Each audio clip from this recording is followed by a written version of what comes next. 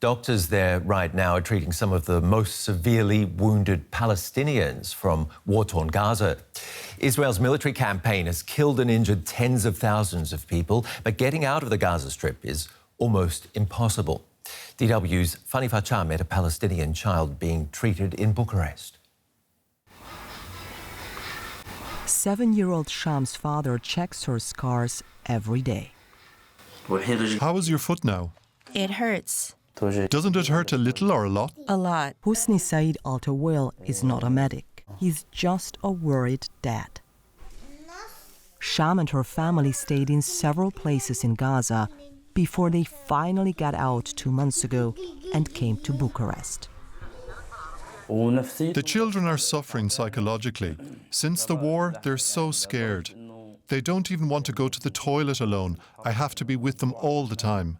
An Israeli airstrike did this to their home a year ago, Husni says.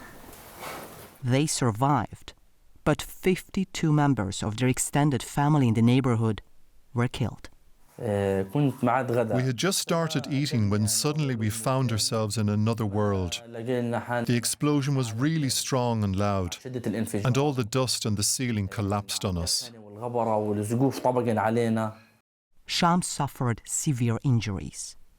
The medical care available in Gaza was not enough, and her wounds deteriorated. It got so bad that Sham was allowed to leave. Her siblings and father could go too, but their mother had to stay behind. Husni says Israel wouldn't give her permission. Here in Romania, medics are trying to make up for lost time. Orthopedic doctor Ioan Fodor removed pieces of shrapnel from her leg, something he says should have been done right away.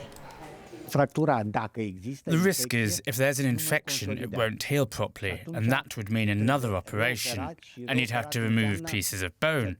If the infection spreads and the bone deteriorates again, the risk is we won't be able to do any more. The worst case scenario, he tells me, would be amputation of Sham's leg.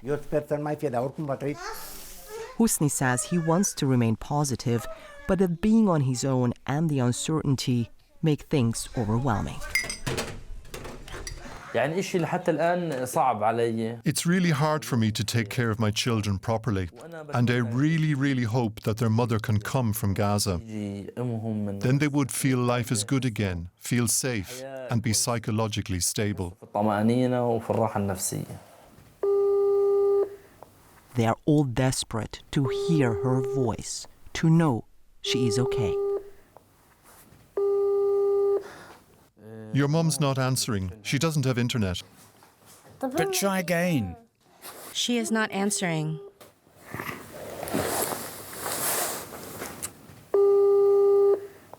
He tells the children their mother's silence is because of power cuts. But he doesn't really know why she didn't answer. Their days in Bucharest are dominated by her absence. They miss her and worry about her.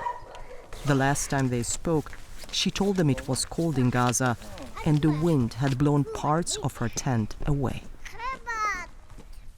DW reached out to Israeli authorities on why the girl's mother was not allowed to leave Gaza as well. They said due to security considerations, it was decided to facilitate the child's exit, accompanied by her father and siblings. They did not elaborate on what those security considerations were.